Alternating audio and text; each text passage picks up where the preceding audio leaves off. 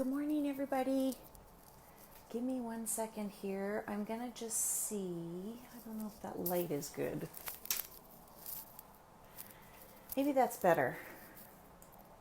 My office is very, very empty.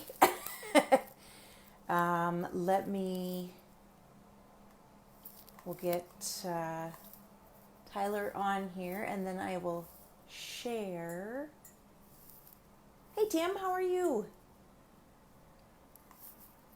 Hopefully well. All right. As soon as Tyler comes on, I'm going to share. So, because we want to make sure the technical difficulties are to a minimum. We're going to try that, right? What are you doing this weekend, Tim? You working? Probably.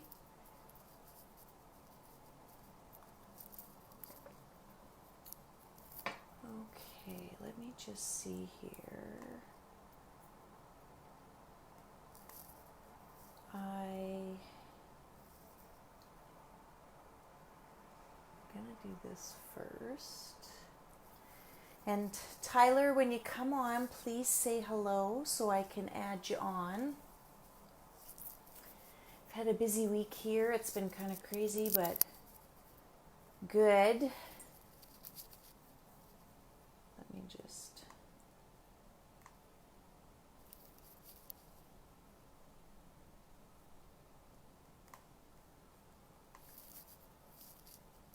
hang on here, you guys.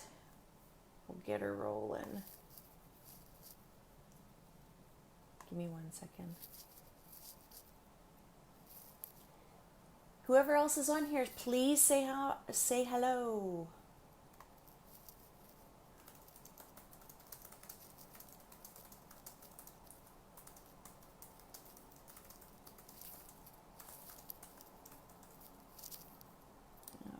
Okay.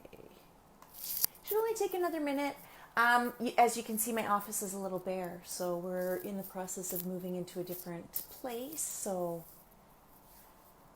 oh, that's okay, Tim. No worries. I'm glad you're here for the time you can be. So, oh, I guess I can mention while I am on here, there is a YouTube channel. So if anybody misses any of these, they can always watch them live. Not live, but they can always be there. There's Tyler. Uh-oh. Okay, so Tyler, hang on just a second. I see Eric is on here. Now, Tyler, do you have your settings as public or are they private by any chance? I forgot to ask you that. I apologize. The other thing, too, is at the bottom of your screen, you can ask to come on to the live. That might be the better way to add you on.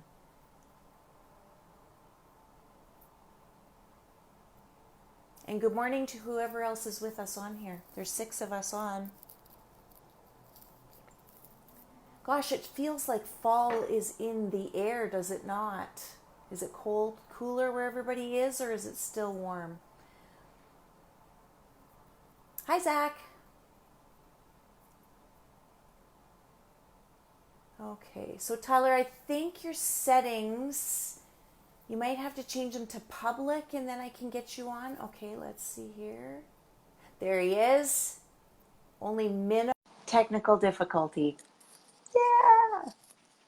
There we are. What's going on, guys? Okay, now I'm going to share because I stopped sharing until our guest is on. So, how are you, Tyler?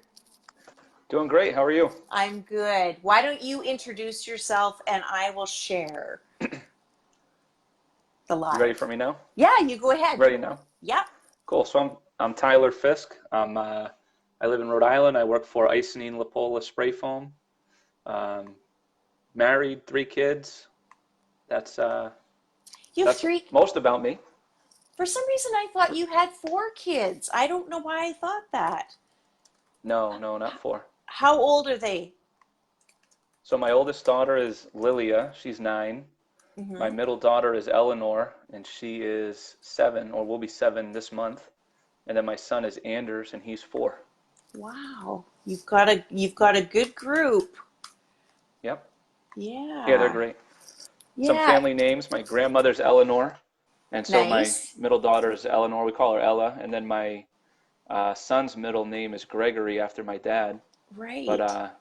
yep, Very cool. Okay, I've just got to do one more share and then I will be able to focus. sure. I Sharing would have my. forgotten to make the coffee if you hadn't said anything See, on you gotta our have test run. you gotta have something to drink.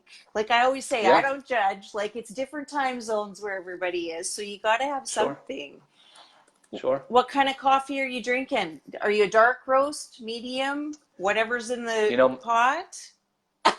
my wife does a lot of things well, and picking out the coffee is one of them. So it's good. Whatever she bought is what I got. I don't know. We use the Right. Ninja though. I don't know if you guys have the Ninja coffee makers, but the thing's Oh, phenomenal. is it like a Keurig? Kind of like a Keurig. It can do single Oh, cups. It can do pots. It can froth the cream. It can do cold wow. brews. You can make iced coffees in it. Oh, I It's need next to. level. I think I need to get one of those. I actually just Yeah, saw check them out. somebody that they were getting their coffee and they had a Keurig built into their fridge. So like where the Oh ice yeah, dispenser was, you could also have sure, coffee. sure. I was like, That's neat. now that's a fridge I need to have. One with coffee, one with wine. Yeah, yeah, that would be great. Oh, I'm so excited you came on, Tyler, because I have wanted you to come on since you and Rob did the one in the car. You guys Yeah, did that the was fun too. interview in the car. So, We did that like 3 times, I think, to finally get one that could play. really? But that was, yeah, we first attempted it in Florida at ICAA last year. Kind Right. of once the show had ended and before my flight, we were going to check out where the Spray Foam Worldwide Party was, Right. and it was like an hour each way, Yeah. and so we did it that way. But the sun or something coming through the window made it look terrible, Oh, and man. then we did it on the way back, and the sun was much better, but Mm-hmm. something happened. The recording didn't save, and then we Right. got together in Connecticut and drove along the Connecticut-New York border and did it. And then I think something happened with the sound, Oh, and then we geez. did an even briefer version on the way Mm-hmm. to where I had met him. Yeah. Um, so that was a lot of fun, but it was tough to get it together. Yeah. There's always something that happens, but I really liked he was I thought, "Oh gosh, he's going to do this whole series," and I was super excited because it was awesome. And just like the Yeah, driving in the car, it reminded me of the comedian in Cars with like Jerry Seinfeld. So it sure, was, sure. yeah, it was awesome. But so I'm happy and thrilled you're on to come and talk to us. So we've got a few people on here, which is awesome. Hello, everybody. Good morning. What's going on, guys? Why don't you? We're going to talk about your whole thing with fiberglass in a minute, Okay, but why don't good. you tell everybody how you got started in the industry? So my grandfather started an insulation company in 1980, Mm-hmm. and they did just mechanical insulation, which would be like pipe covering, duct wraps, working in chemical manufacturing plants, insulating engine rooms and boats, basically everything but building envelope insulation. Mm-hmm. And in 1980, the phone book was important, so he started a company where the first name was it was Anchor, and it Right. was only Anchor because AAA and ABC were taken. Ah, Somebody okay. else already had those names. Yeah. Um, and then in the say late 90s, they would get phone calls from the phone book, and people would ask for building envelope insulation, and they said that they don't do that, and they got tired of turning potential business away, so they started doing it. Mm-hmm. And then in the late 2000s, they got tired of telling people they didn't do spray foam, so they got into spray foam. Right. So I was born in '86, so my whole life I always worked on the mechanical side because they didn't weren't doing the building envelope when I was a kid growing up in the company. Right. So I did that, went to college thinking eventually I'd make it back to the company doing that side of the business. Mm-hmm. And my brother's commenting on there saying they do power plants and turbines, and my sister's on there too. But Nice. all that stuff. But Yeah. that's what I thought I'd be doing. Mm-hmm. So like I had said one other time, on my way home from being born at the hospital, on my way home, they went to the insulation business. So Oh, you're I tell kidding. people I've been in insulation since I Like, got out of the hospital. that's Yep. And then hilarious. yeah, and then in Wow. college I worked at a mechanical insulation distribution company. Did inside sales and warehousing there. Yeah. Graduated college, left that company, went to a exterior building products company, sold vinyl siding and shingles, did inside sales there, all exterior products, decking. And then my dad called me one day and said, hey, we got an opportunity for you. It's at the Connecticut location, and I lived in Rhode Island. It's kind of an operations type position, scheduling and inventory management and crew management and all that stuff. And so I decided to take that. It was on the building envelope side. Right. And I even talked to him like, are you sure there's nothing on the other side of the company? Because I had no experience in that realm. Right. So I went there, started that, and that's how I got into the officially full-time in the contracting side. And what And did that you was in 2009. what did you go to college for? What did you graduate college with? I got a bachelor's in business management. Oh, okay. Yep. Yeah. Cool. And then Got out of there, and yeah. as I say, got out of there. I worked and did internships. So I met my requirements to graduate in 3.5 years, and that was right when the economy started to tank. And it took me a long time to find a job. And I think had I hit the market with everybody else coming out of college in May or June or something, it would have taken even longer to find work. But thankfully I was out, it still took me a month and a half or something. I still think I think that was a big help. Right. Yeah. And so you worked in the family business. So now how did you go from transition from there to where you are now? Sure. So my whole dream growing up as a kid was to work with my dad. And ever since I was a little kid, I would have told people that's what I'd be doing. But unfortunately, on Leap Day in 2012, he had a seizure, and I had to rush home or rush back to Rhode Island. Yeah. And that was the first symptom of brain cancer. Oh, And so it just grows, and then it affects your brain, and you have a seizure, and they go and do the scans, and they can see a tumor. And he ended up passing away in September of 13. Oh, I'm sorry. And so at that point, I was kind of like, well, my goal or dream or lifelong desire to work with my dad at the insulation company is not possible anymore. Right. What do I want to do?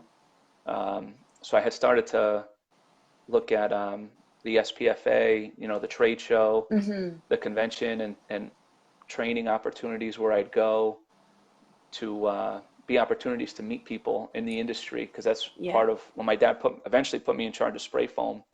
One of his things was to meet as many people as you can and learn as much as you can. Right. So I had been meeting for, at that point, 2 or 3 years, just as many people as I can, talking foam, learning from them. And then it was like, it was kind of halfway through 2016, I was like, let me see what's out there, because I'm known across the country. I know all the manufacturers. Let me see what's out there. Right. So I put it out on LinkedIn that I was considering a change. And eventually Doug Kramer saw it, and it was pretty quick, within a couple of days. And he was like, hey, kind of point blank, if you want to change, we want to hire you right where you are. Wow. Some people wanted me to move to other parts of the country. A number of contractors, some of them are in Spray Foam Worldwide.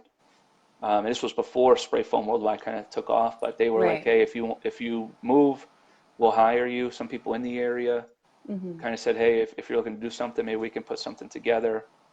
But just hearing from Doug kind of right away, point blank, we want to hire you. It was meant to be. That meant a lot. Yeah, that meant a for lot. sure.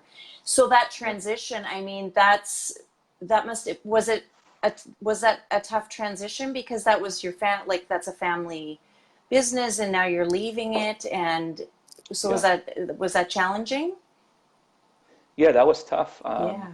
It was, I didn't know how people would take it. I didn't, Right. I wanted to make sure that, things were going to be okay between the family. And, another aspect that I had is I didn't want to consider leaving while my grandmother was still alive, because it was her husband that started the company. Okay, yeah. And, she ended up having a stroke and unfortunately passing away. And it was kind of like, well, I've got a good name out there, kind of let me see what I can do. Right. And not that there's anything still very good relationships with the family and all that, but it was Yeah. kind of like, Well, the that can things that be, really had tying me here are gone now, unfortunately. yeah. And I mean, Yeah. that working with family just without any, and I'm sorry about your dad and your grandma. It's tough. And I mean, you must have been fairly young when you lost your dad.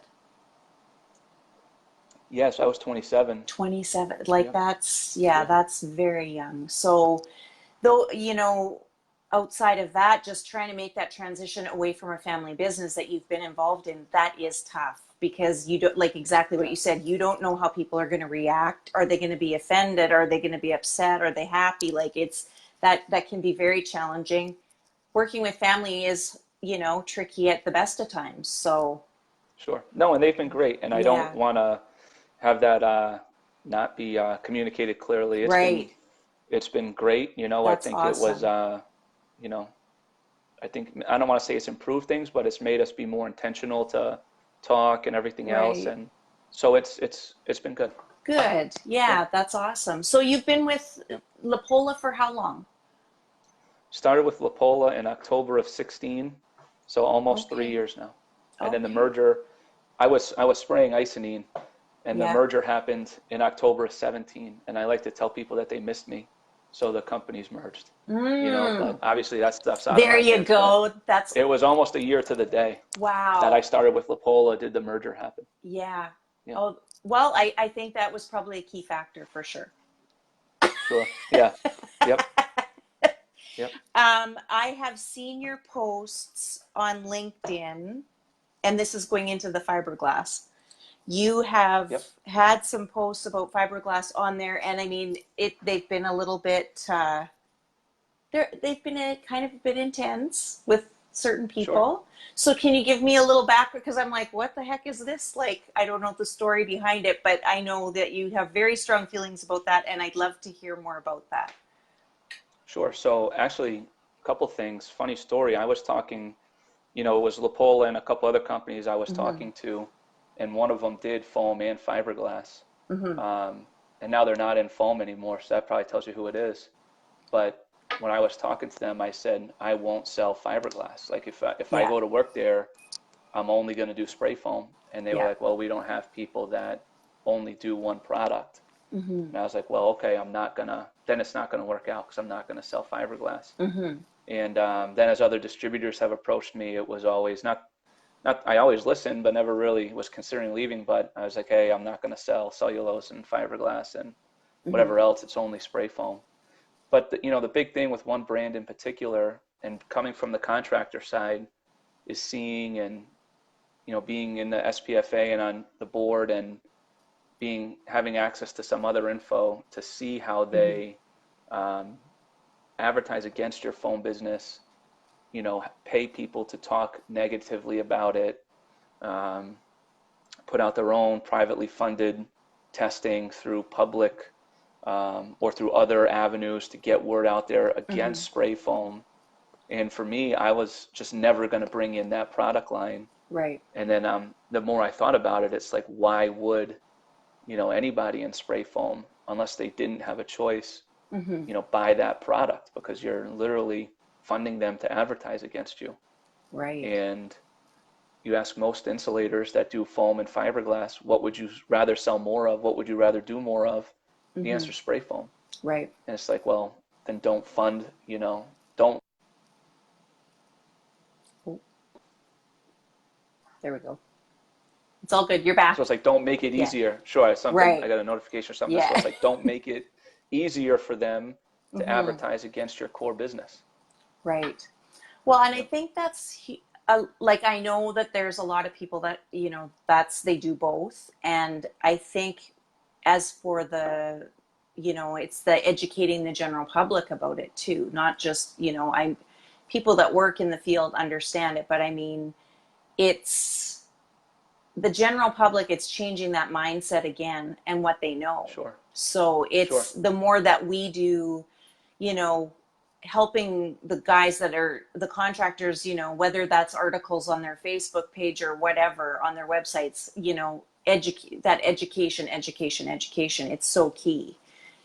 Yeah, and I don't think many insulators, especially, applicators, I don't think they realize that they're doing it Right. because it's not from Owens Corning. There's very little direct from Owens Corning about it in terms of the amount of, negative stuff out there. Mm. Hmm. Um, so I don't think people really realize that they're doing it, which is why I say, and when I come across things, I'll share it with the group.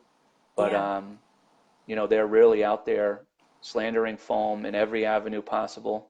Got lobbyists out there. Part of the reason we need such high R values is because of, the fiberglass companies lobbying for more R, because those Hmm. products are cheaper per R, but you need more R of fiberglass or cellulose than you do of spray foam. So Hmm. they're going to sell more product. They're going to Right. drive up the cost of spray foam. Yeah. Or if they do both, they're going to sell more spray foam too. Right. So it's really, when we talk about the performance, and I don't think contractors get into that enough on the performance path to code compliance that spray foam allows. Um, that's where they lose, which is why they drive up the R's. Right. Right. So when you are, as part of your job that you do, you're on the road and you're right. You do a lot of Yeah, traveling. Yeah. So you all the time. now, so is that something you do when you go out on the road and you meet with these guys that, the contractors that you're helping them understand that better? Yeah, if it comes up, Yeah. sometimes, with some guys, I'm surprised to see it in their warehouse because they know, and they're Mm-hmm. more cutting edge contractors, and I see it. But a lot of times, maybe who I'm meeting with doesn't have a choice. Mm-hmm. But, if it comes up, I certainly share it. I don't go out of my way to seek out people with that product and say, hey, don't use it anymore. Right. But if it comes up, certainly do. Yeah. Do you have a specific territory that you do, or is it kind of you can go wherever you want? How does it work? I do New England, all the New England states. I do Mm-hmm. part of New York, and then I work with the national group of insulators, and that occasionally calls for some travel. But mostly every day I'm in New England or New York. Oh, okay. So you Yep. aren't away from your family as Oh, much, or are you no, I'm away? away a lot. You're away a lot. Yeah, So how, yeah. I like to ask this question because it's not a question guys get asked a lot with work, but how do you make that work with your family and traveling? I see you post lots of pictures with your kids and your wife, and it's so Sure. nice to see because I know you guys, when you're away from your family, that makes it hard. I think people take that a little bit, they don't understand how tough that is on you guys when you're away. Yeah, I'd agree. Mm. So, honestly, I could not do it if my wife wasn't as good with the kids, as good of a mom and wife as she is. Hmm. She homeschools the kids, Oh, so wow. she's with them, All the time. 24/7 basically. Yeah. Yeah. So she does a phenomenal job. Wouldn't be possible otherwise. Hmm. And then as I get opportunities to take them with me or, take some time away and do something with them, Right. I do that. But, it really is a lot of travel. Like I think, I'm going to the ICAA and my sister-in-law lives in Phoenix, so they're coming out with me for that one and I'm staying a Oh, few good. days extra. But Yeah. I think I've really been in a hotel most weeknights since, I don't know, since July or June. Wow. I mean, it's constant travel. Yeah. Um, and if it wasn't fun, if I didn't enjoy it, it would be a lot harder than it is. And if Hmm. she was doing a bad job or there was, struggles there, it wouldn't be possible. But Right. I really got to credit my wife as the reason I can do it because she does such a great job. Right. And I mean that, people think that's a glorified life because, you get to stay in a hotel and you're on the road and it's like this, there's this perception of how awesome it is. And I think while you're working, it's probably fine, but then once work is done, then that gets Yeah, challenging because, you miss your family, you miss your wife, and sure. yeah, that's tricky for sure. I Yeah, had you're staying in a hotel and you just don't know where, like, what, wake up in the morning and it's like, what way's out of this room? Don't remember where did I right, park? What town am I in? right, Because yeah, they're just stops along the way. Sometimes I'm not getting right, to hotels till, 1, 2 in the morning, depending on what the drive is. And it's like, right. where'd you stay last night? I don't know. I just pulled up a hotel on my app and it was close and I went there. It's just a Right. stop along the way. There's nothing. I'll post some pictures of a nice view of a hotel, but never do I get to really see what's in the area. It's just Yeah. that's where I stopped that night and I'm leaving in the morning, Right. going somewhere else in the morning. So you travel by, you're on the road, you're not flying as much, Yeah, mostly driving. mostly I'm not driving. flying in my territory. If I'm flying, Right. I'm going somewhere else. Yeah. I've seen, well, Cole Fletcher's the one I always see with his airplane Yeah, pictures, and it's like, that's got to get old after a while, very quickly. sure. But yeah, that Yeah. driving, I mean, so while you're driving, are you are you listening to, are you an audiobook guy, or what do you do to make that drive a little bit more exciting? Mostly just radio, Yeah, some podcasts. Like if I'm in New England, there's a sports talk station I like, but right. if I'm out of there, there's, Christian stations or whatever Hmm. music's on, country music, podcasts, Yeah. um, whatever it may be. What It's all podcasts different in the area. what podcasts do you listen to? I like Dave Ramsey. Hmm. He's a financial guy out of Tennessee, and he's got a show, and he's got some whatever they're called, people that work for him. He's got certain names for him, but these are the people that work for him. Then I'll listen to them too.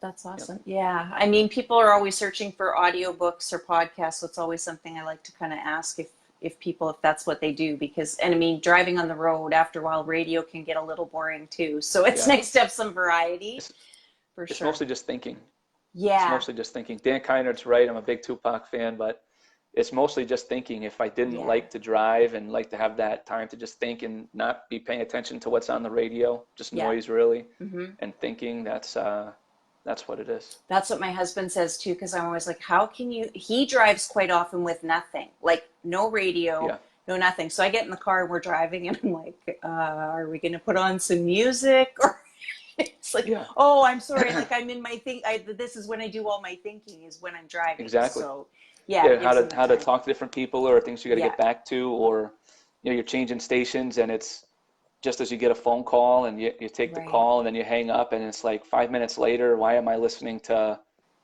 some kind of instrumental, right. you know, I don't even know what it is. And it's like, why What am I is listening to this? And then this? you Yeah, change it, but just have no idea it's even being played until you right, snap out of your thoughts. right. Do you do any kind of courses, business-wise courses, or what am I trying to say? Not self-improvement, but are you into any of that kind of stuff that you can, or is it all mainly I business people that you listen to, or No, no, it's, personal finance is what is most of that that's the stuff, big most of one? the podcasts I listen to. Yeah. Um, Joe Rogan's been recommended to me. I haven't checked his podcast out yet, but I He, read some different books on that stuff, but nothing, I don't have any specific radio stations right. for it. You have posted some pictures of some books that you've been reading. I remember Yeah, like from before, but Joe Rogan's yeah, podcast actually is really good. He gets a lot of interesting people on there, very different dynamic of group of people, but it is a good one to, I usually sure. watch clips of it on YouTube, but Yeah, yeah, he's got some good people that come on there. So yeah, I got to check that out. That's been recommended. yeah, yeah, it's pretty good. So he's like kind of all over the place. It can be pretty crazy, but then it can be actually like educational and very interesting. So Sure, for sure. sure. But how did you come across Spray Foam Worldwide?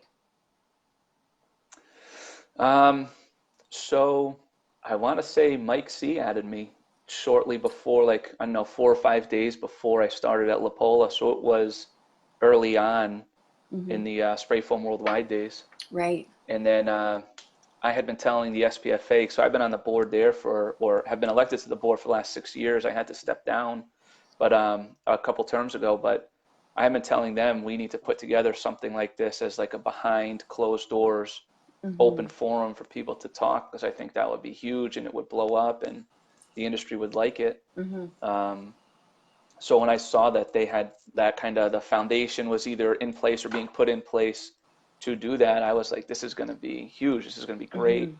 People are going to love it. So I was not one of the first members, but pretty early on. Pretty early, yeah.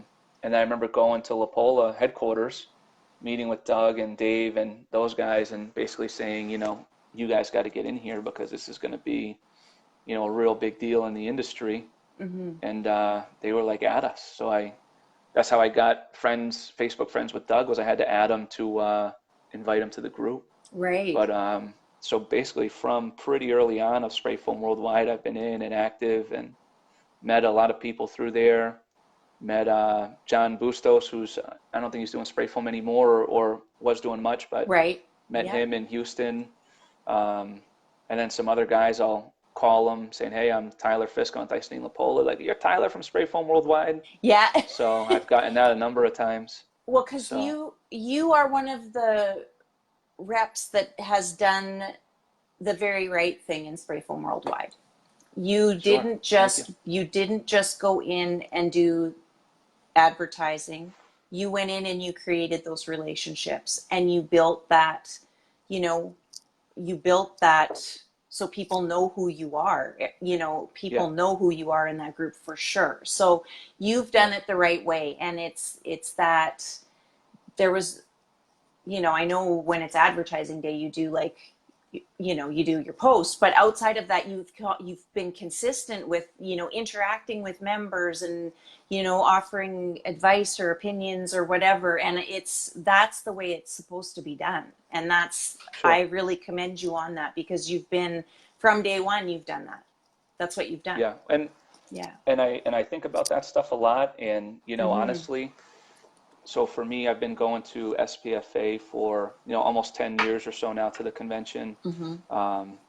And I used to like to go in early, say a day or two early, because all the, to help, but also because a lot of the key figures in the industry, these experts, these guys that are, people look up to, were always there early to help or to get set up or to whatever they were doing there early. And it was like free time to be able to talk to these guys at the bar and learn and listen and have conversations with them.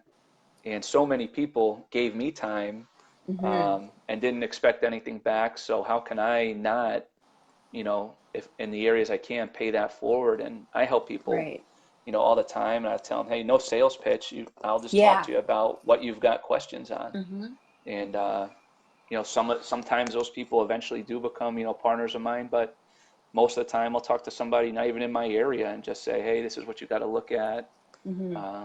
It all depends on what's going on, but too many people have helped me for me not to say, how can I help? Right. What you put out is what you get back. Most definitely. And I think as you've been in that group since the beginning, I mean, it's grown into something that's pretty remarkable. And I always say that, and it's not half, most of the people in there wouldn't even know each other. And now, people are getting together outside of work, and, if they're in that area, I think it's just so cool to see that happen. Yeah. And, I'm not surprised that the group took off. I am surprised to see the degree it's gone up to. And I think that speaks a lot to, the admins, Bill and Rob and Matt and Kevin and, all these guys that are, Derek and Mike O'Brien and Mike C. and all these guys that are doing, that to some extent have put their businesses and their careers on hold at times to grow this and to put things together. So I'm not surprised it's a popular group, because I thought it would be. That's why I was saying we needed one. But I am, surprised and impressed at the job they've done and the degree they've taken it to. Because it speaks a lot to their vision and leadership and charisma to kind of get this group to the level it's at today. Are you going to SPFA this year? Yes. Yeah? Yep. Okay. Well, maybe would not miss it. I'm going to. So we're gonna meet in person.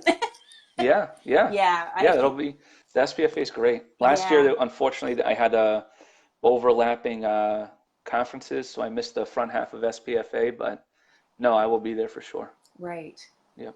Good. Well, I think it was just not that many days ago saying to my husband, we have to go without question. So We've got some people commenting on here.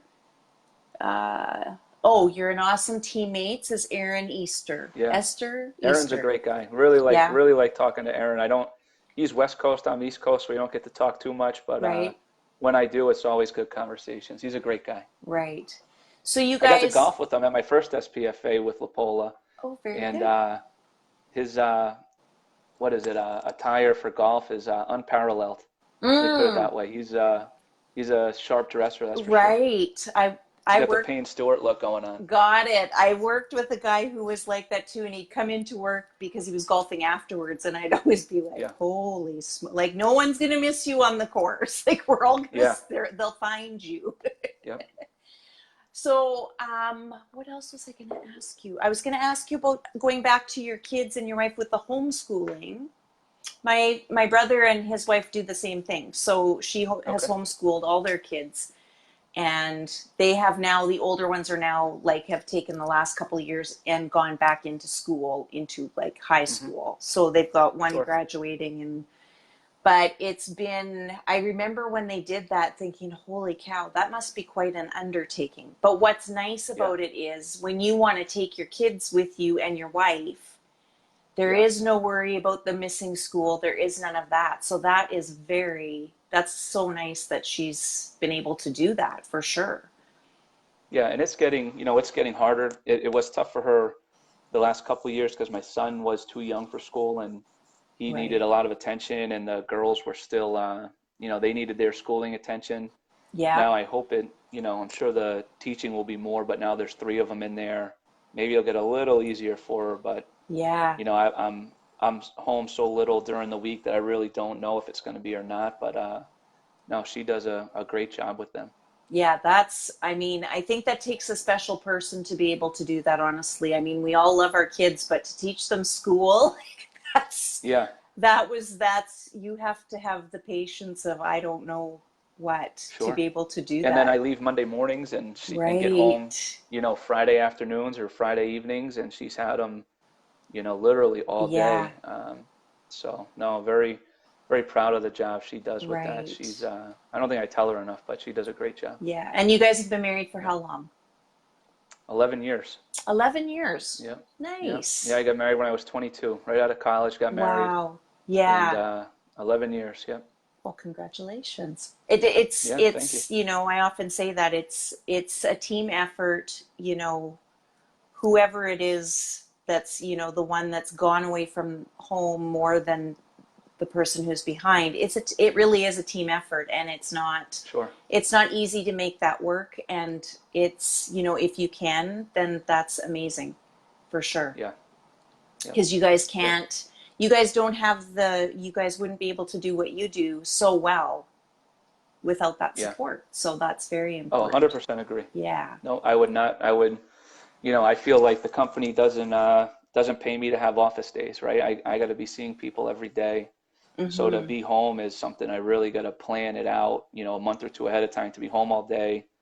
Right. Um, so it rarely happens where I'm home and not seeing somebody. I may be home at night, but to be home and to not see somebody is like, 1 or 2 days a year during the week when Mm-hmm.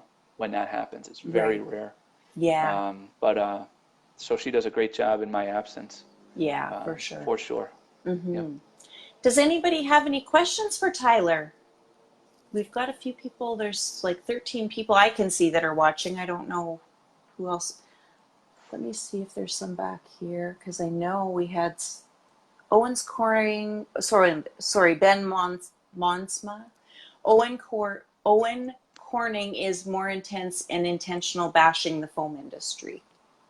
Yeah. That's his Yep. comment. Yeah. They're intentional about it, but a lot of it's back avenue stuff. It's not, Right. You're going to be tough to find it with their name all over it.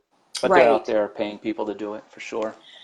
I didn't realize that it was to that extent. I mean, I know like obviously in business, like stuff goes on, like that kind of stuff does go on, but I did not know that it was to that extent where they'd actually pay people to do that. Oh Maybe that yeah, I'm yeah. just naive, I guess. Private funding of tests or slanted tests, and Got it. and don't think they don't know what goes on in spray foam worldwide either, because I've had conversations with people and I know stuff gets shared out of there. There was a guy from Owens Corning that commented on my post, on my LinkedIn post just a few weeks ago. Right. And then I put screenshots of it in Spray Foam Worldwide, and then all of a sudden he's just, MIA, not commenting anymore. Got it. So what happens in Spray Foam Worldwide reaches these people. Yeah. For sure. Which is important. Which is why it's important to keep Spray Foam Worldwide on the up and up, because it's really a reflection of the industry. Yeah. Good, bad, or otherwise. Right. So. Yeah, exactly. Keith Bowie wants to know how you avoid burnout. It's funny. Thankfully, I haven't had any significant burnout yet. But I think about Spray Foam 7 days a week. I have dreams where I'm having conversations with people about Spray Foam probably 1 or 2 nights a week. It's thankfully I haven't hit it yet. I don't know if I will, but it's I think about it sometimes, but thankfully not yet. Not yet. Okay. So what's up, Rusty? Rusty, by the way, great guy. Got to meet him a few times. Saw him in California a few months ago. Glad to know Rusty and count him as a friend in this industry, because he does a great job. He's a pretty remarkable guy. Yes. Yep. Neil Van Keen. I hope I'm not mispronouncing people's name. Neil Van Keen, do you run into Richard Bayer in your area? Not much love for Spray Foam, especially when he finds bad foam jobs. So, Richard Bayer was my customer. My company worked in his house, and I will say, not one of the best jobs, but what he has done is,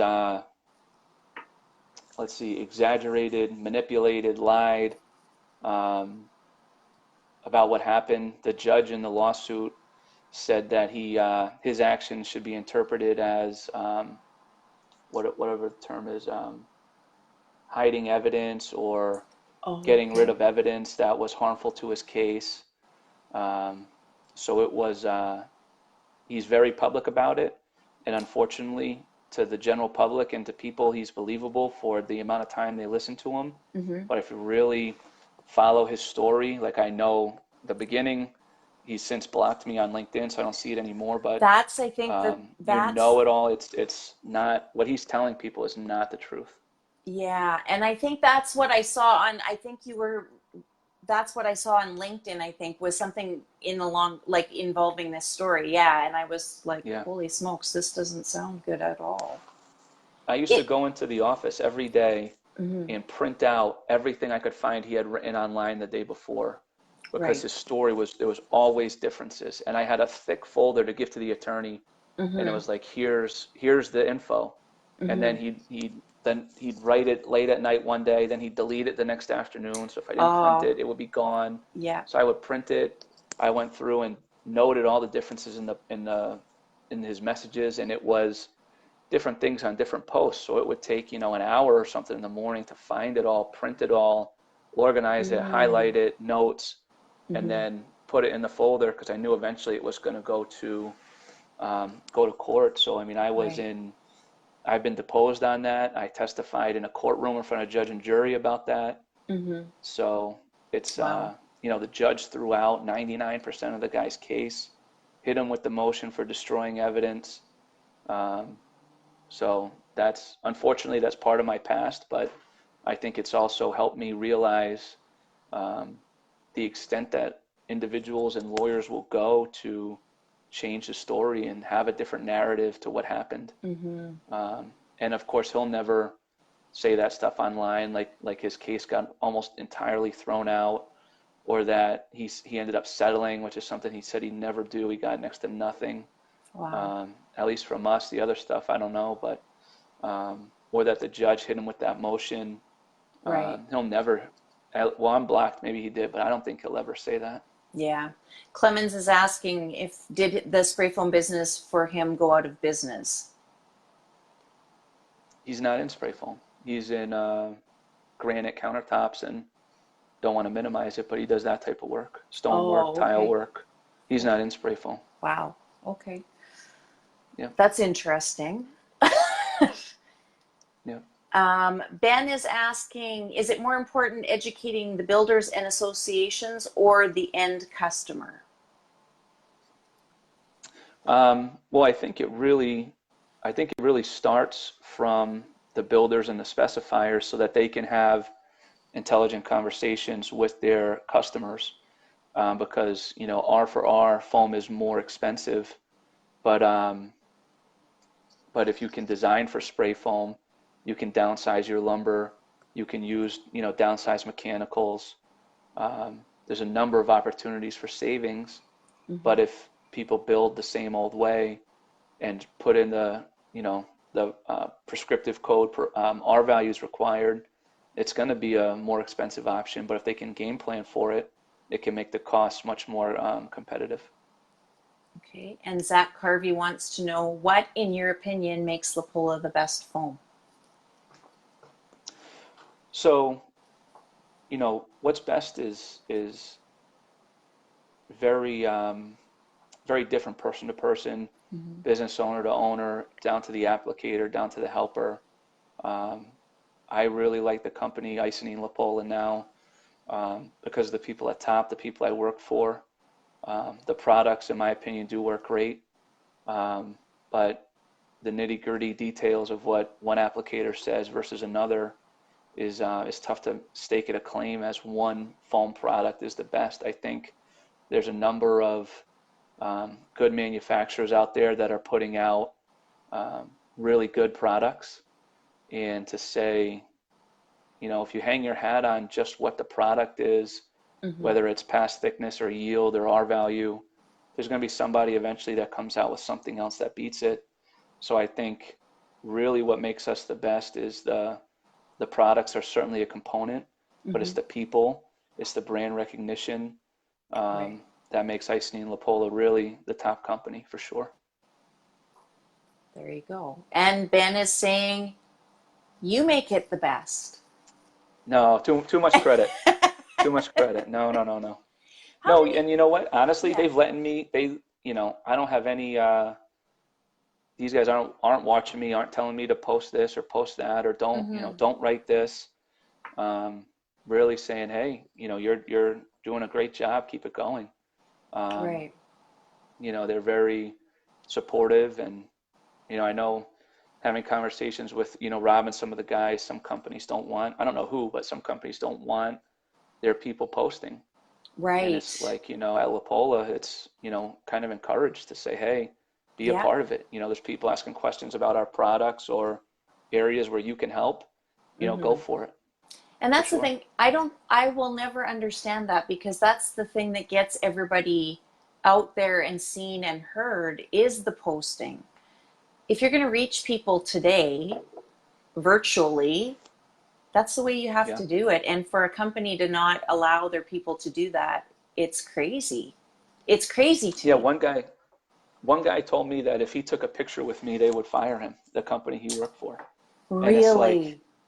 man, I don't, I couldn't imagine that. You know, I couldn't, there's too many people I like in this industry at, you know, all the different companies, you know, to even consider that, you know, and maybe I'm just different in that I was in the contracting side for a long time, well known, and I know a lot of people, but to have them say, to have someone say that to me, I was surprised That is because I look at it surprising. like I'm a good guy in the industry. I like people at every company. I know my Right. competitors, a lot of them used to call on me. Yeah. I always talk them up. They're good people. How could you not? I How could a company yeah. say that to somebody?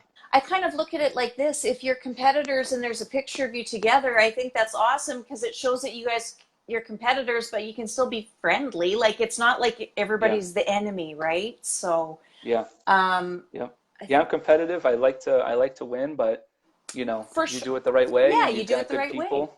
You know, Yeah. most of the companies have good people running around this market.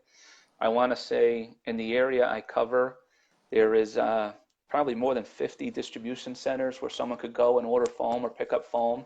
And no knock on distribution, I just mean it's available, it's out there.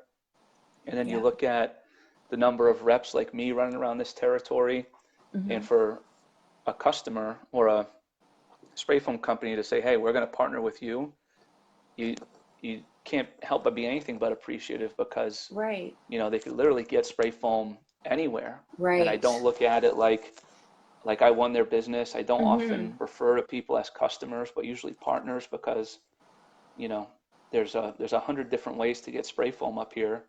And if Right. somebody has chosen to work with you, I didn't choose to work with them. They chose to work with me. Right. So it's really is an honor to have someone say, hey, we're gonna, work with you for our spray foam.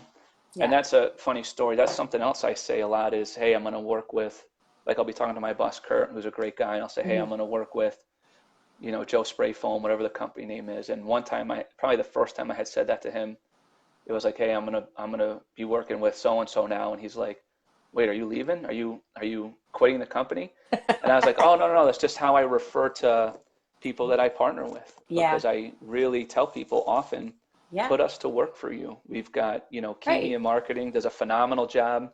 We've got Mm-hmm. all these techs that do a great job, the engineering team, the builder teams, myself, whoever the rep is in the area. Right. We've got a lot of really talented people. Mm-hmm. Put us to work for your company. Right. And it's not something I can do. I can't put myself to work for whatever Mm-hmm. the insulator company is, but you can say, hey, we want this stuff to work for us. Let's do it. Right. Um, and that's how I approach people often. Yeah, it's really, well, it is. It's a partnership and it's a working relationship, so you're exactly right.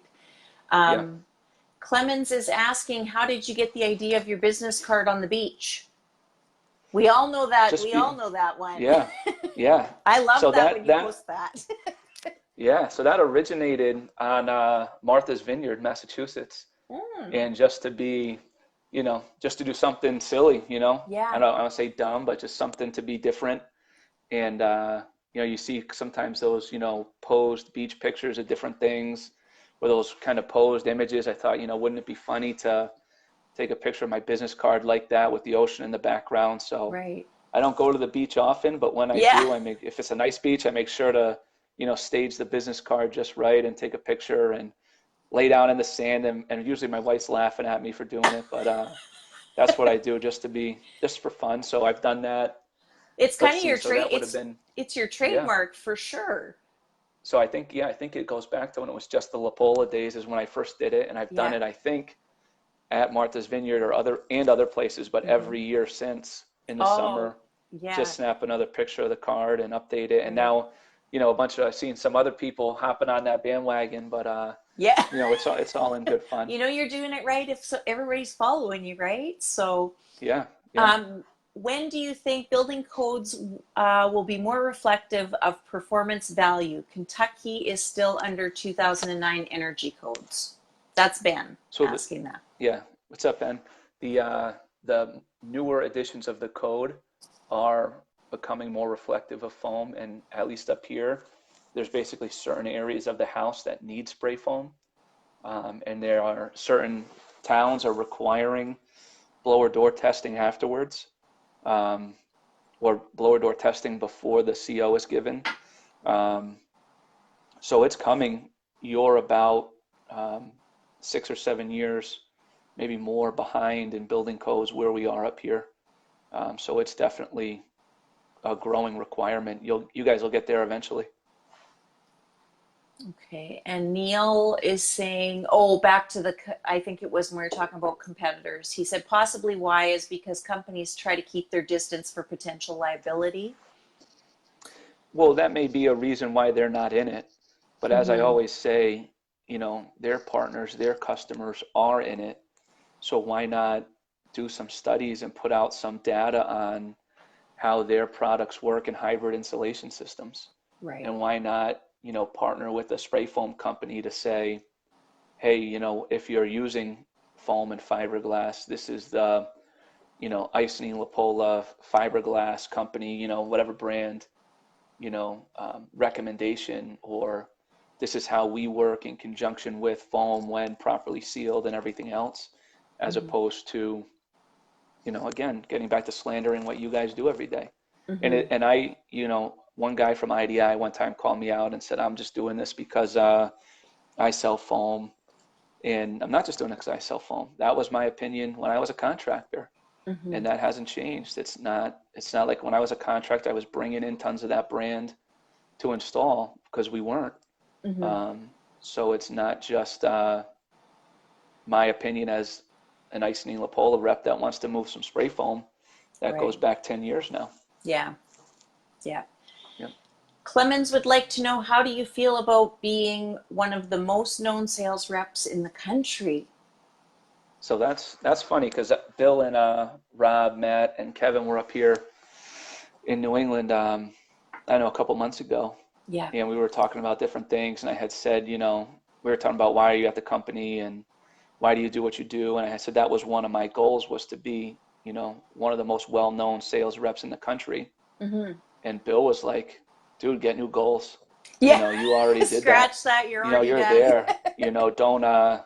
Yeah. Don't think you're not there yet. Right. But it's really a privilege. It's not. I try not to have an ego or be arrogant about Mm-hmm. things.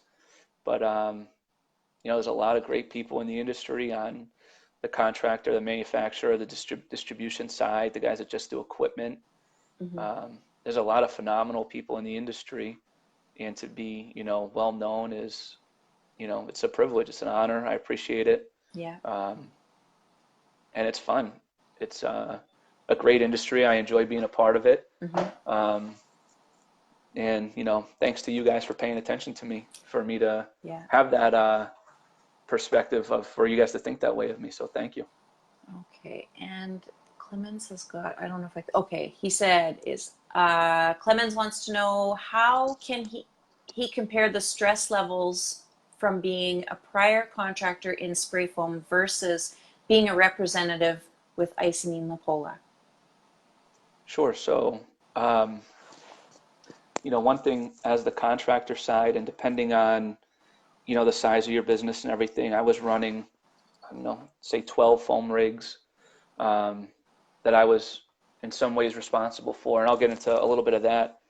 But, a lot of your ability as a contractor, or at least in the position I had, I was dependent on a number of other people doing the jobs right, being successful, Mm-hmm. getting in and out on time, everything involved in the projects. And that's a burden, to have your success dependent on so many other people. And the guys were Right. doing a great job. I don't want to make it sound like they weren't. Mm-hmm. And so you're worried about doing your job and ensuring or helping a number of other people do their job. Right. Whereas on this side, it's really, we've got a great team, but I can be as successful as I want to be. It's on me, and I can do as much as I'm willing to work. And one thing my dad said, repeatedly, was don't be outworked. Right. So I work all the time. We got a number of really talented reps up here with other companies, and like I told you, with all the avenues to get spray foam up here, if you take a day off, there's multiple people potentially at the door, of whether they're your partners or people you're calling on, Mm-hmm. somebody every day. So it's, as a contractor, the let's see, the stresses are more internal. Hey, what's my company doing? What are my guys doing? Mm-hmm. Hey, the gun's down, the truck's broken down. It's more internal. Right. Now in this role, the stress and everything is more external. Not that it's a lot, not that I'm overly stressed by anybody, but Mm-hmm. it's more external, out of your control. Yeah. Yeah. I think So I hope that makes sense, Clemens. Yeah, I think on on the contractor side, there's a lot of moving parts that do make it extremely stressful. And it's those, Yeah. you see the people that come on and they're like, "So, can I get any advice on starting up I'm going to start this business." And it's always like, the comments are always like, "Don't do it." It's always those ones Yeah. that come on, but that Yeah. is a Well, that's tough. what I do. Yeah. I try to talk when somebody is considering getting into spray foam, and sometimes I'll get Hmm. those leads where they've reached out to the company. The first thing I try and do is talk them out of it. Yeah. And if I can't talk them out of it, then I'll start to try and talk them into it. But it's really, we've done a great job of putting a lot of videos online and showing how easy it is. And you just go back and forth like this up the wall or whatever, and the foam looks good. Yeah. But as all these guys know so well that there's a lot more to it than that, but people don't see that, and they don't No. see the, the estimates and the time and the repairs and the parts and the downtime and the Yeah. training involved, and they don't see all that stuff. They just see the cool videos of spray foam being made in the walls. Right. Yeah. And I mean, it's, in the downtime being whether that, you've got equipment that's down or slow times when there isn't, you go really hard Sure. for a while, you've got lots of jobs, and then it's like there's this lull. So what do Yeah, and then the you bills come due and you get a right. snowstorm and you're delayed and you get to call customers and say, hey, we can't be there. Yeah. And then they're like, well, I got to go somewhere else. I mean, there's a lot to it on the contractor side that, you know, Yeah. people don't see when they're considering getting into the business. Well, and you've There's a you've sharp learning curve. yeah, and the beauty of, where you've been, you've got the experience on both sides. So it's not like Yeah. you are just saying, you're not talking from no experience. You've experienced those things Yeah. for a long, Yep. Yeah. From from every before. avenue. And people taught me a lot. I owe a lot to, like I said earlier, some of these industry experts, but, back in the day, Icening did a phenomenal job Hmm. with training, and I owe a lot to those guys. Yeah. Unfortunately, not all of them are here since the merger, but, um, I owe it a lot to them and my reps. Back when I was leaving my family business, I had reached out to my Icening reps, Hmm. and I had said, hey, if I can do half the job you guys are doing, I'll be in pretty elite company because they're phenomenal guys, good reps. Hmm. Um, and it just gets back to, owing a lot to a lot of people in this industry for sure. Right. Ben wants to know, how often do you help with tech issues? You're one of the few sales guys who is deep into managing sprayers.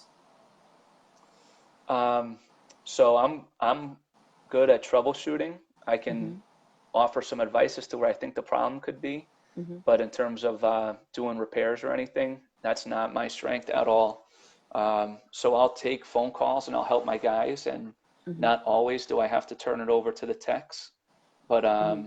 by no means am I the one-stop shop for technical advice. Right. So Okay. usually I probably know just enough to be dangerous, Right. but but not my area of expertise by any means. Yeah, but you've got the people you've got your techs that can help them. Yeah. Yeah. Yeah, the first phone calls usually come to me or sometimes Hmm. come to me, and if I can't answer it from there, then I'll get one of Somebody the else techs can. involved. So, Right. Okay. a few times a week anyway. Right. Yeah. Um, Yeah, well, they stay clean with gloves on, Ben, so right. don't don't forget your PPE. Right. We don't want to forget the PPE, people. So Clemens would like to know, where do you see yourself in 5 to 10 years? Um, I'm not sure, to be honest with you. Still, very likely still here. Hmm. I thought a lot about, I think a lot about my future and different things I want to do, and got some ideas in mind, and depends on a lot of things. But I think, one way could be very different than the other. But I think in some ways that I don't think there's a job position created yet for what I'd really like to do. Hmm. And then on the other avenue of that, I think about somehow starting my own, um, not my own representative company, um, but nothing, nothing concrete, no set plans. But I will say, you know, Icing LaPole is a great place to be. I've been approached by, almost everybody else in a lot of different segments of this industry, and what I tell them is I'm having a lot of fun doing this. Got great Hmm. people to work for. Yeah. Um, there's nothing really to consider at this point. Right. Just trust in these guys, and they make it easy. Right. So, Are you a so goal? Do you write your goals down? Are you a person who sits down and decides they're going to write down their goals for, the upcoming years or months? Do you do that, or? I do some of it. Yeah. Certainly, we've got our sales goals we get every day. Right. But in terms of one goal I did make is like a top 10 partners list that hopefully I'd be working with in 2019. Mm-hmm. So some of that's come through, some of it hasn't yet, some of it won't. Um, but I do that. Yep, Yeah. Yeah, because for I know a sure. lot of people that do the goals, sit down and write their goals, what they want to do in 5 years and 10 years and all of that. And I'm always trying to be better at doing that, but I haven't quite got there. Sure. It's, No, no, not, I'm not out 5 or 10 years. yeah. Um, yeah, there's, at some point I probably should, like I talked to some of these business owners about, um, if you're not working on your business, Hmm. no one's growing your business. You're just doing your daily tasks, whatever. And, Right. maybe somebody with a couple rigs on up. Hmm. Um, but if you don't free yourself up to grow the company, you're going to be doing sales every day and your company's going to kind of stay where it is because there's no Right. one setting the direction for the company. That's kind Yeah. of what my dad's approach was. He was in the Navy for 20 or 25 years. Hmm.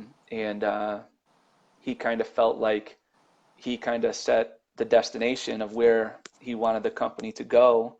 And Right. then he put the people in place that could steer the ship and run the engine room and do whatever else it took to get the company there. But he Right. was responsible for the goals, and then he The had good vision. people that would, yeah, the vision that would get them Right. to those goals, or to see that vision through, or the destination, or whatever you want to say. Yeah. And And it's, and go ahead. as I say, and he was very even keeled, um, very, hey, the boat rocks, but you just keep going, and you Hmm. know, wasn't very excitable. And I think in some ways I'm very similar, that, good things happen, bad things happen, Yeah. but just got to take every day at a time. There's no reason to get, you know, too upset or too high or too low. It's just day Yeah. after day. Right. And it takes it, that's what your dad did is what a lot of people could learn from is you hire the people that can do the jobs. You Yeah, a lot of business owners take on that it's their company, they have to run, they have to do it yeah, all. You can't do it all. You have to, my husband and I talk about this all the time. You have to hire your weaknesses, yeah, right? yep, So, yep, Daniel Kennard, that's a very interesting question. yeah. Would you rather be the top salesperson for Ice Lapola or ball boy for Tom Brady? How many games do I get, Dan? How many games do I get as ball boy? I'm going to gather that Because, is this Tom Brady is you're a New England fan, obviously, right? yeah, if you couldn't tell that, yeah, Yeah. yep. Go Pats. Sorry, everybody else. Yeah. Go Sorry for Pats. everybody else. Yeah. My husband is in there with you, like loves, loves, loves Tom Brady. So, Yeah. but You've got to, if you're a good person, you do love Tom Brady. I have to keep the rivalry going. We can't both like Tom Brady. I Sure, sure. Well, I love to tease a very good friend of mine. He's like he has, the bromance with him as well, as many of you all do. So sure. we have to get it, have a little go back and forth. Oh, Yep, Ben saying deflate gate. Oh, we're gonna start a yep. whole different conversation.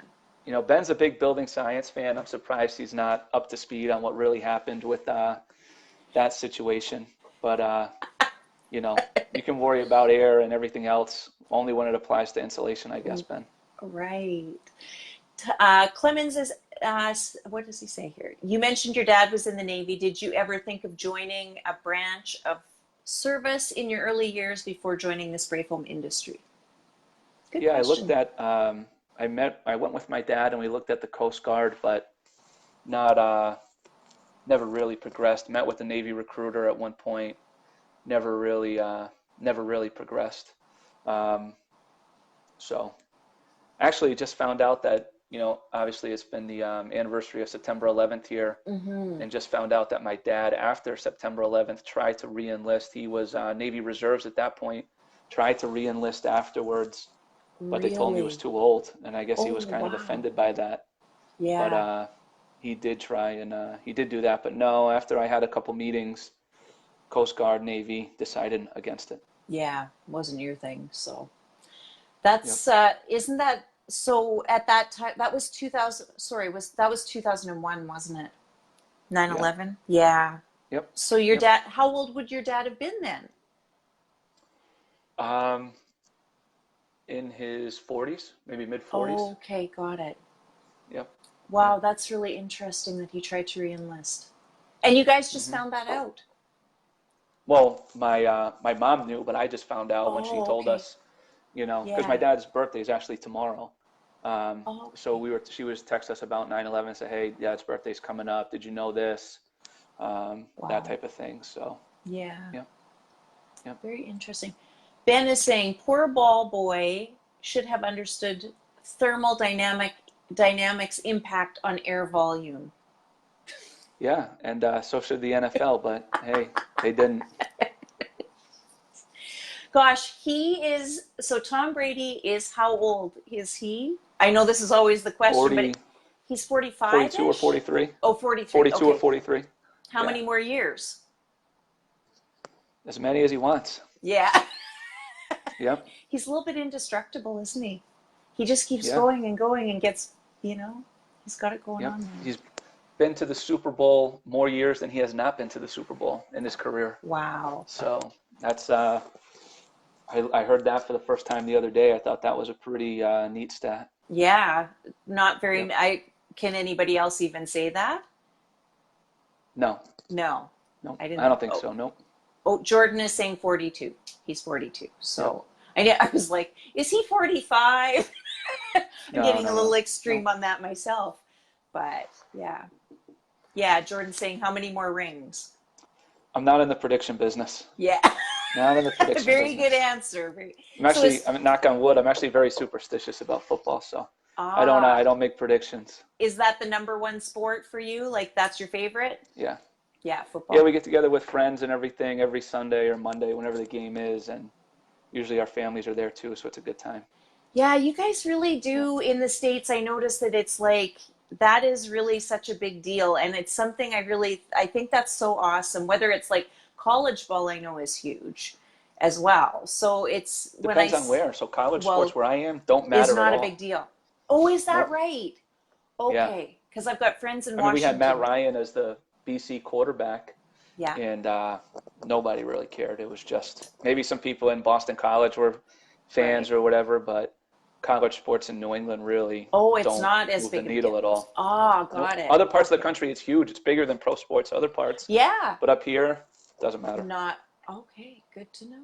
I did I not don't know know that. I if thought I've that watched a was whole college football game in my life. Like, add up all the clips of college football I've watched, I don't know if it makes a full game, great. you know? But I haven't missed a Patriots game in 12 Forever. years. Wow. So, Not one? yeah, not one.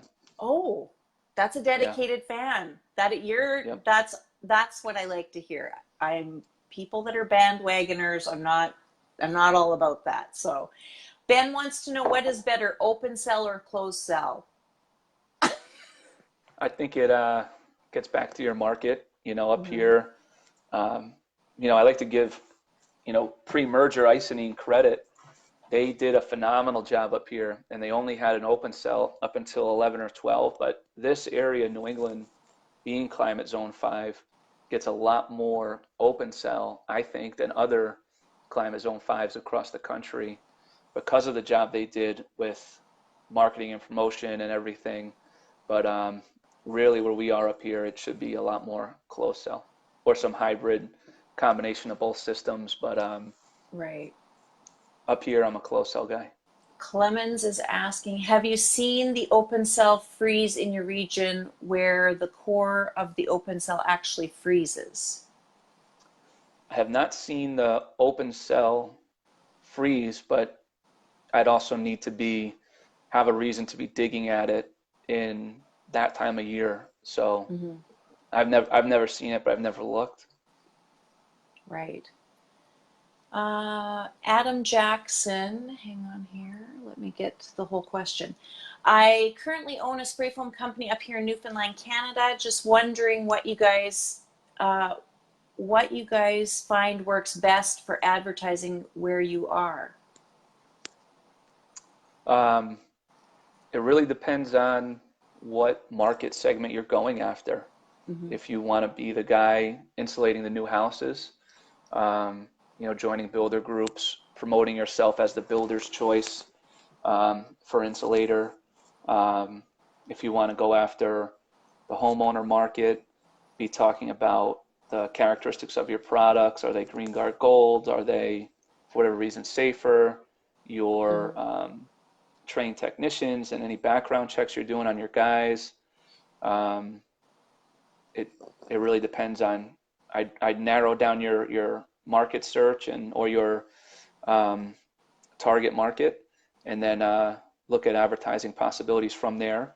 I'd also get with your manufacturing company, whether you're buying direct or through distribution, and say, help me market, give me content, see if you can promote me in the market somehow. I'd be looking at things like that. Yeah, I agree, Ben. That would be a good question in Spray Foam Worldwide for sure.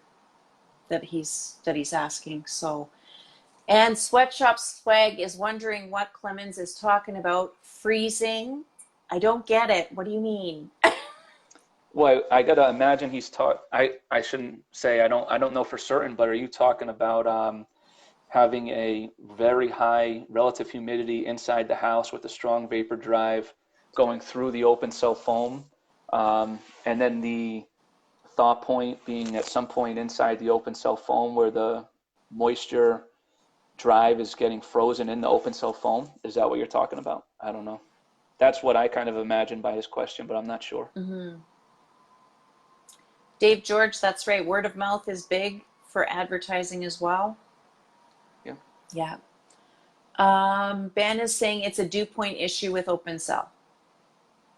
Yeah.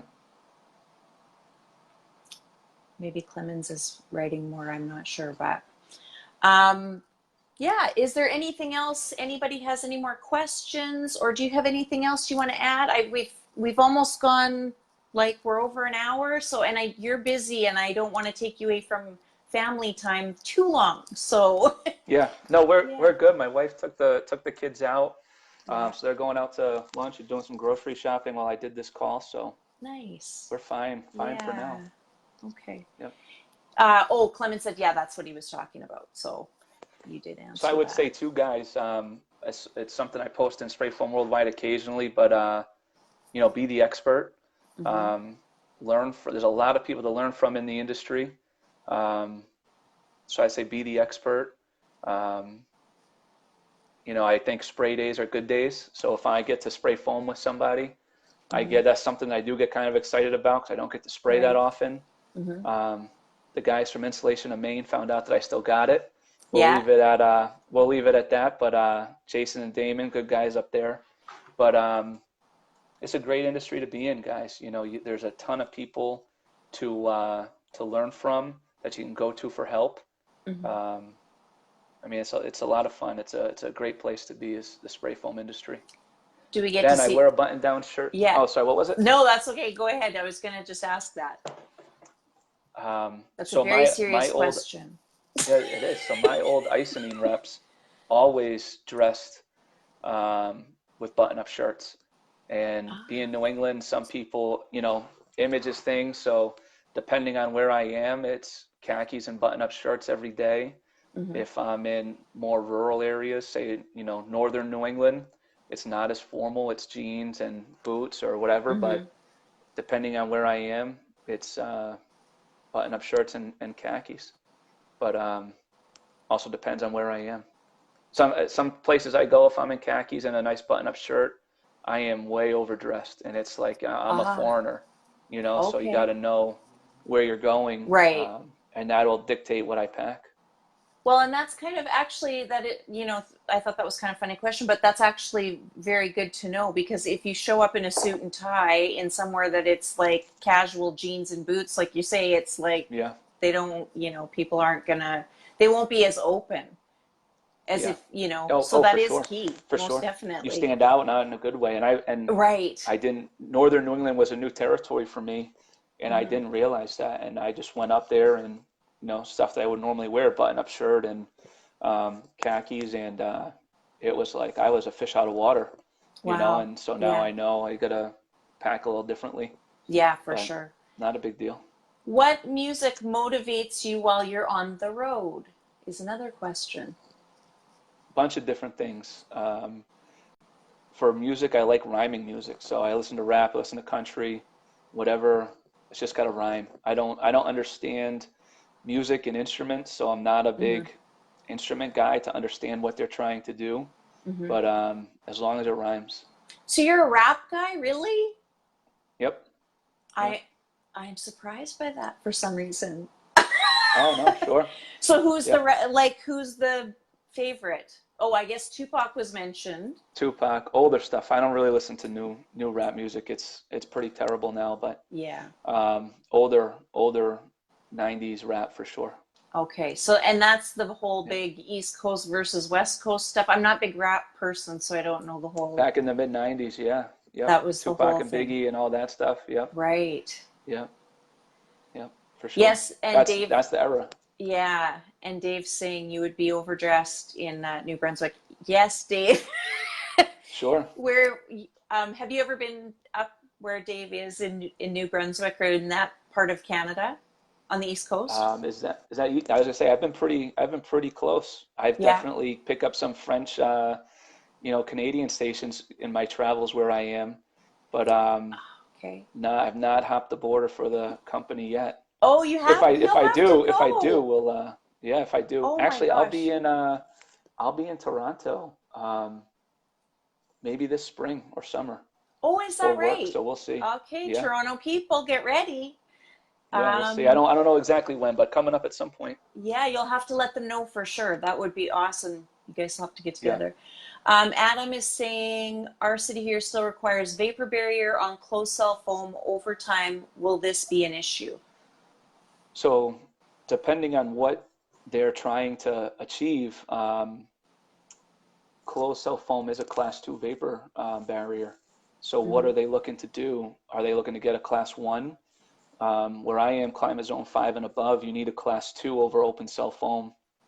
I haven't heard of a code requirement of vapor barriers over closed cell Hmm. unless you got a specific scenario, I know we were just talking about it in Spray Foam Worldwide the other day, but an indoor pool or something where you're going to be spray foaming the roof deck, you should put a more stringent vapor barrier over the closed cell foam, but typically not in the codes that I'm aware of.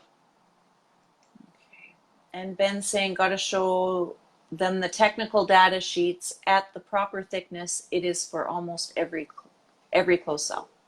Yeah, so at a certain number of inches, usually 1 to say 1.7 inches, closed cell foam constitutes a class 2 vapor barrier. And as far as I know, that's what's in the code. So as long as you have that much closed cell, depending on your formula you're using, you'd be at that class 2 status. Dave George is saying Maine is 10 minutes from him.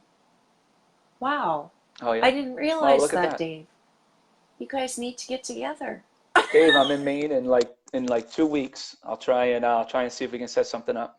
That would be I'll be awesome. up there all week. That would be very cool. I didn't realize you were that close to Maine, Dave. Like I know that's the area down there, but I didn't He realize. can see it from his house, just like Sarah Right? Palin. Yeah. Yeah. There you go. There you go. All right. Well, I think that was a lot of great questions and good interaction with everybody. So I'm again, thank you so much for taking time to do this, Tyler. I really, really appreciate it. You are Yeah, no, and I busy. appreciate the invite. Yeah, I Yeah, of appreciate the course. invite. If I can leave you guys with anything, is just, you know, everything that we do every day has a potential to have a significant impact on the industry and both in your region and out of it. So, Mhm. like I said, be the expert, learn from the people you can. There's a lot of great people in this industry that want to teach and help and advise or give advice, Mhm. um, and a lot of it's good. So I would say find those people, attend the trainings. We've got one coming up, but if you're buying from a distributor, go to their training. Um, Right. Bring the manufacturer techs out, learn from them. There's a lot of knowledge available to you guys, but you got to seek it. You got to, because it's not just going to come to you typically. So learn from the people you can learn from, because there's a lot of people willing to teach you. Right. All right. All right, you guys. Thank you so much. And again, Tyler, thank you for taking time out of your schedule, because I know it's packed. So we greatly appreciate it. Thanks, everybody, for watching. Thank you. And everybody go and have a great Saturday. And go Pats. That's right. Thanks, guys. We'll see you. All right. We'll see you guys soon. Bye for now. Bye.